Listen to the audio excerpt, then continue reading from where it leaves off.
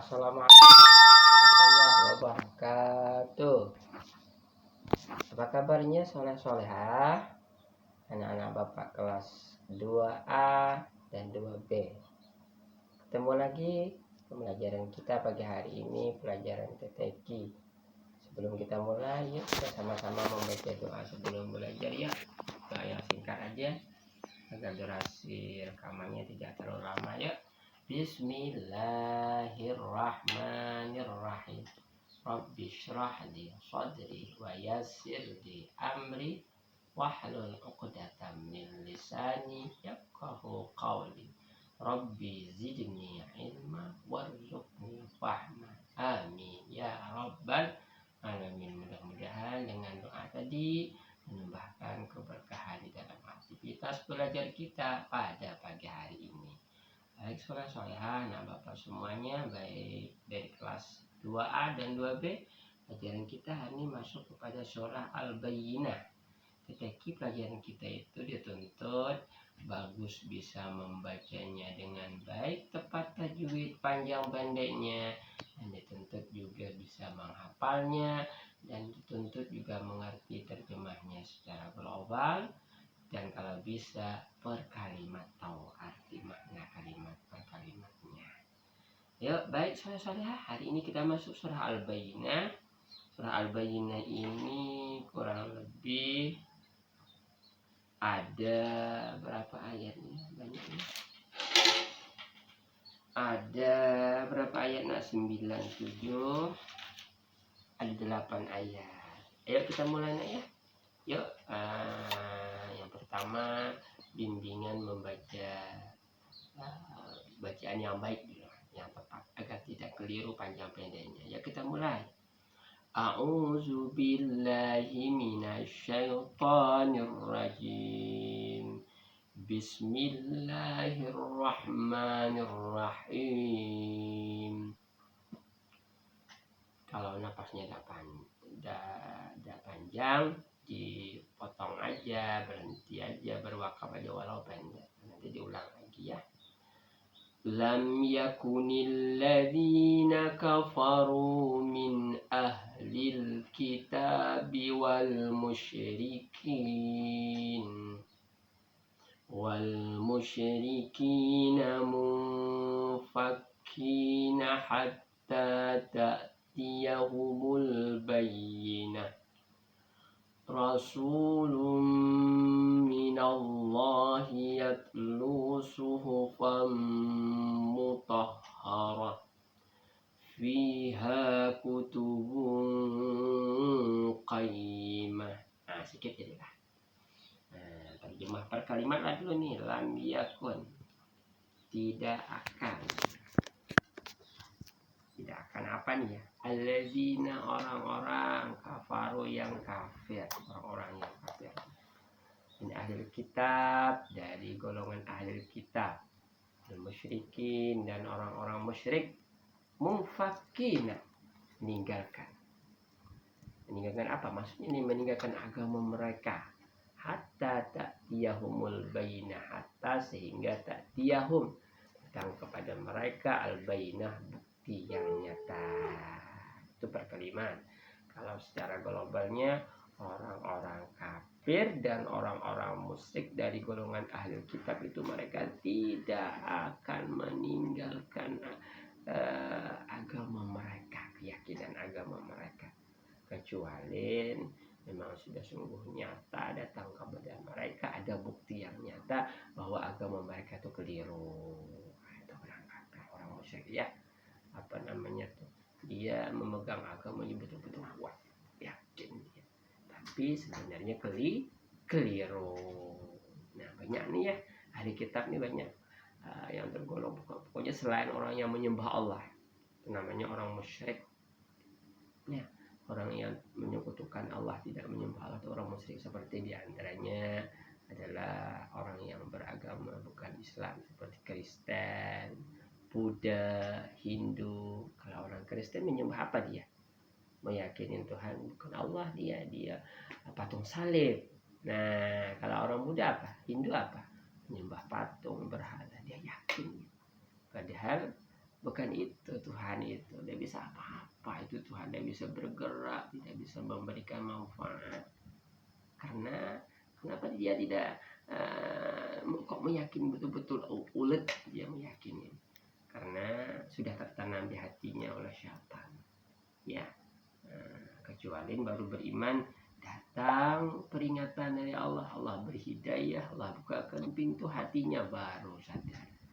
Nah, banyak biasanya orang yang beriman kepada Allah itu Allah berhidayah. Jadi kalau orang jadi seseorang itu apalagi masalah beriman kepada Allah ini meyakini Tuhan itu Allah, itu pasti banyak yang mulia itu adalah dapatnya dari petunjuk hidayah, taufik, inayah, pertolongan Allah. Kalau Allah tidak membukakan, tidak akan mau beriman. Nah, orang kafir itu seperti orang Kristen, orang Buddha, dia beriman kebanyakannya adalah dapat taufik hidayah Allah, baik dengan mendengar orang baca Al-Quran, Allah getarkan hatinya. Besok pagi dia mau bertauhid, beriman, masuk agama Islam. Bisa juga Allah bukakan hatinya, Allah berhidayah, dia melihat ciptaan Allah, kagum, dia tergetar hatinya. Bisa juga mendengar orang ajan, jadi subuh hari tiap hari dia merasa ribut, merasa risih, terganggu mula-mulanya, tapi tiba-tiba hari kemudian lain, berbeda. Allah getarkan hatinya, Allah ubah hatinya. Bisa jadi banyak dengan jalan pemberian hidayah Allah itu banyak seperti itu. Nah, padahal agama kita Rasulun minallahi yatlu suhufan mutahharah, Rasulun utusan minallah dari Allah yang sudah membacakan kepada mereka suhufan mutahhar, suhuf yang suci, yakni Al-Quran. Artinya Rasulullah sudah menyampaikan ajaran agama, yakni dari kitab suci kita Al-Quran. Itulah masalah hidayah, petunjuk mahal. Kalau Allah tidak membukakan, siapa saja, anak siapa saja, ya siapa saja dia tidak akan terbuka. Seperti paman Nabi sendiri yang membawa agama ini, Nabi kita Muhammad, tapi paman beliau sendiri ada yang tidak beriman, tidak terbuka hatinya. Karena masalah hidayah, petunjuk yang membukakan itu hanya Allah Subhanahu wa Ta'ala. Nah, di antaranya siapa? Abu Jahal, itu paman Nabi. Abu Lahab. Nah, Abu Lahab itu paman Nabi itu.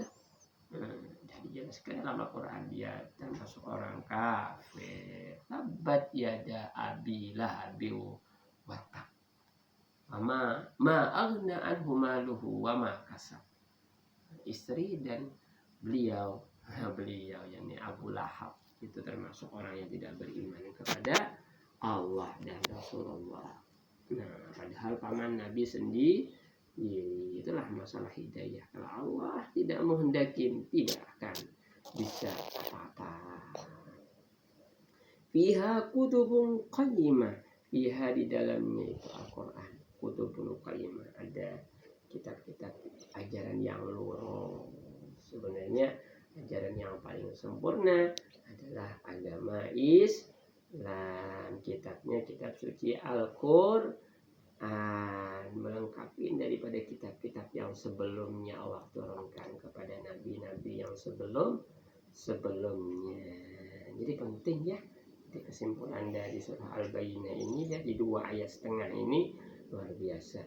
Orang-orang kafir dan orang-orang musyrik, dia tidak akan mau meninggalkan agama mereka kecuali Allah bukakan hidayah, taufik, inayah kepada hati mereka. Ada bukti yang nyata baru mereka beriman. Seperti itu. Maka kebanyakan orang Cina misalnya masuk Islam, itu marah keluarganya, wajib diusirnya dari rumah itu. Marah dia. Tapi kan kalau orang masalah beriman, tak peduli diusir pun tidak mengapa. Seperti itu. Tetap dia agama. Seperti kejadian banyak di masjid Bapak, orang masuk Islam diusir dari rumahnya, tidak diakui lagi keluar warga jengkel. Tapi dia tetap walau diusir pun tak apa-apa, karena sudah meyakini mantap di hati Tuhan itu hanya Allah. Baik, soleh-solehah, Ini aja pelajaran kita pagi hari ini, singkat aja nih, 2 baris setengah. Dari ayat 1 sampai 3 aja. Usahakan dibaca dengan bagus, tepatkan panjang pendeknya, dan usahakan dihafal. Dan bukan diusahakan, wajib nak ya. Itu ujian nih, ujian itu wajib hafal. Dihafal, kemudian dihafal maknanya secara pola-pola boleh. Yang paling bagus itu per kalimat. Nanti ujian insya Allah dikeluarkan. Apa artinya alladzina, orang-orang. Kalau kafaru, orang kafir. Al-musyrikin, apa artinya al-musyrikin? Orang musyrik. Nah, bisa diterjemahkan juga, dihafalin juga terjemah perkataannya. Baik saudara-saudara, cukup sampai sini pelajaran kita. Mudah-mudahan bermanfaat untuk kita semua. Amin. Allahumma amin. Pesan Bapak disetor dengan rekaman video masing-masing grup kelas 2A di grup kelas 2A. Kalau yang di grup kelas 2B, kirim rekaman video di grup kelas 2B. Tidak sempat hari ini, boleh besok. Tidak sempat besok, boleh hari Sabtu. Pokoknya batasnya sampai hari Minggu. Oke ya, jangan diakhirin ya. Setiap pembelajaran per minggunya itu masuk pada penilaian harian. Jangan kosong nilainya. Walaupun yang tidak ngirim Bapak kasih lah nilai, tapi nilainya di bawah KKM rendah. Nanti jangan salahkan Bapak, waktu itu ujian tinggi 90.